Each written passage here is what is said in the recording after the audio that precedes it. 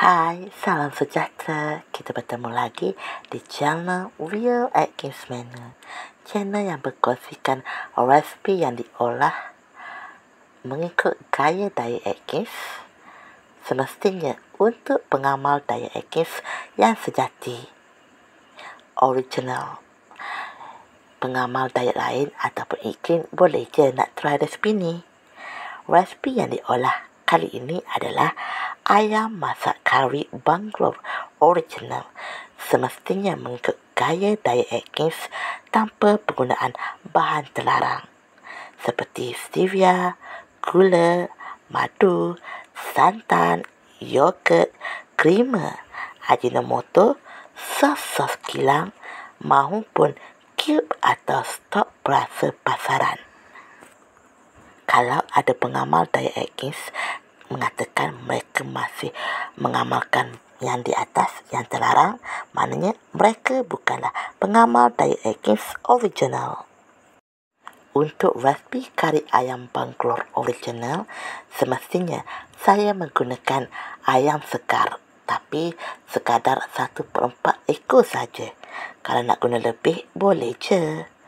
Dan bahan-bahan yang perlu dikisar untuk dihasilkan chutney adalah 3 batang cili hijau yang perlu dibersihkan terlebih dahulu, 1 ikat ketumbar sekar yang perlu dibersihkan juga, 1/3 cawan jus perahan lemon sekar. Ingat, yang sekar bukan yang telah dipak di pasaran tau. Dan juga 3 sudu besar minyak zaitun extra virgin. Kali ni kita gunakan minyak zaitun extra virgin. Cara-cara penyediaan chutney ketumbar adalah masukkan ke semua bahan ke dalam pengisap ataupun food processor. Ingat, masukkan ke semua bahan, termasuklah perahan jus lemon sekar dan minyak zaitun extra virgin.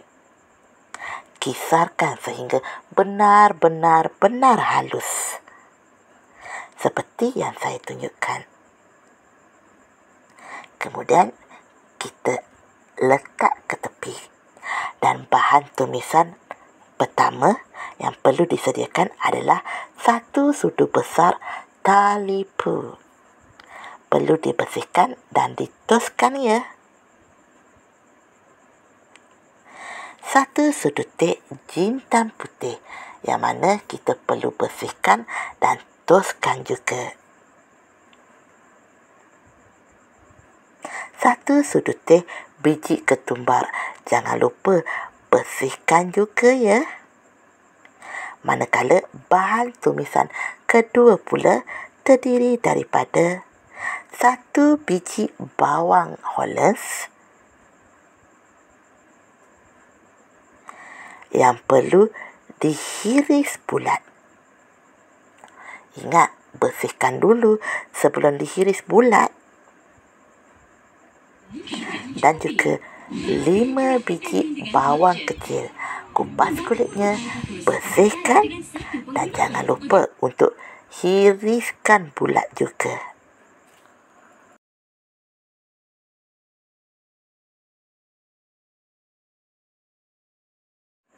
Sebelas ulas bawang putih dikupas kulitnya dan dibersihkan juga ya. Kemudian kita cincangkan. Sebaiknya jangan terlalu halus sebab kita nak rasa tekstur bawang putih tu nanti.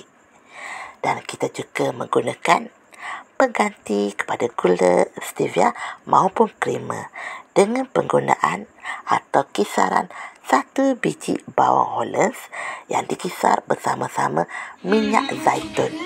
Tak ada langsung dimasukkan air walaupun setitis sewaktu kita kisarkan. Manakala bahan perasa atau perisa yang digunakan sekadar 1 cube stok ayam Atkins Homemade yang mana resipinya boleh dapat bila beli detox. Okey, sekarang semua bahan telah pun kita sediakan. Masanya untuk kita masak. Seperti biasa, basuh kuali, lap, letak di atas dapur dan panaskan. Ingat, panaskan sehingga kuali benar-benar panas. Dah panas tu, barulah tuangkan minyak zaitun extra light ke dalam kuali. Dan kita biarkan sehingga minyak zaitun tadi benar-benar panas di dasar kuali.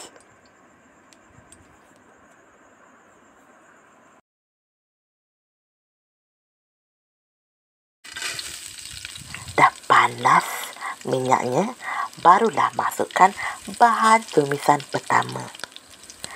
Lepas je dah masukkan bahan tu, jangan lupa untuk terus tumis.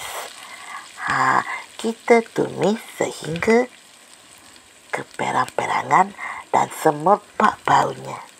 Ingat, ianya perlu ditumis secara sekata. Kita tak nak ada yang tak elok tumisannya dan sebelah lagi tak elok.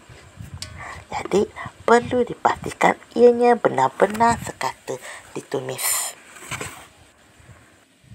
Kemudian kita biarkan seketika dalam 5 ke 7 minit.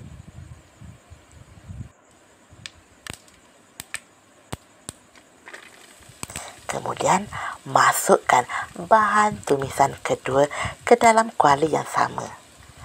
Dan seperti biasa, dah masukkan bahan tu, jangan lupa tumiskan sekali lagi.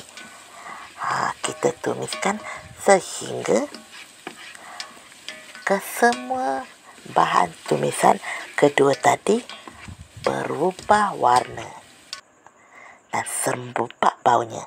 Dan ini termasuklah memasukkan irisan bawang. Kedua-dua jenis irisan tadi kita masukkan dan kita goreng kilas sehingga bertukar warna dan semerbak baunya. Selepas tu barulah masukkan pengganti santan, krema ataupun yogurt yang saya telah kongsikan resepinya tadi. Dan jangan lupa untuk terus kacau sehingga ianya benar-benar sekata.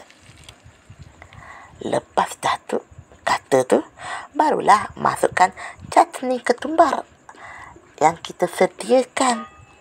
Dan jangan lupa seperti biasa, kacau lagi biar ianya benar-benar sekata dan serasi. Biar chutney tadi benar-benar sekata dengan bahan-bahan yang lain. Biar ianya mesra dengan mengacau, dengan sekata.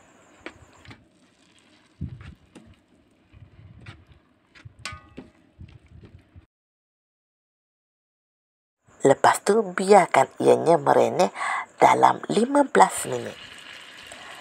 Dah 15 minit ia renyeh, barulah masukkan cube Atkins Homemade yang boleh diorder dengan kami ataupun resepinya dapat bila anda beli set detox Atkins Rough One. Okey, dah masukkan cube tu, jangan lupa untuk kacau sekata biar cube tadi meresap ke dalam bahan masakan kita tadi. Ini mungkin mengambil masa dalam 3 ke 5 minit sebab kita nak ianya benar-benar sekata meresap.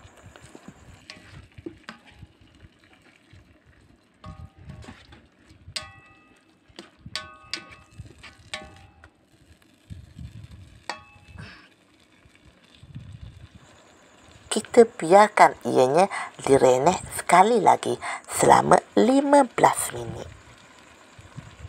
Ingat, 15 minit dah berlalu, barulah masukkan ayam yang telah kita gorengkan.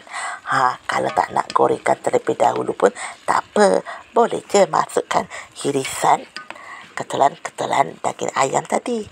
Dan jangan lupa untuk terus kau sebati biar ketulan-ketulan ayam tadi diselaputi dengan kuah asas kari Bangalore. Lepas tu, tuangkanlah air kosong sebanyak 500 ml. Kalau nak kurang pun tak apa. Itu maknanya anda sukakan kari yang pekat kuahnya. Bagi yang sukakan cair, bolehlah lebihkan sikit. Dan jangan lupa, pastikan anda menggaulnya dengan sebati. Biar semua bahan kuah tadi meresap ke dalam ketulan-ketulan ayam. Sebab kita nak rasa kuah kari Bangalore tu dalam setiap gigitan ketulan-ketulan ayam.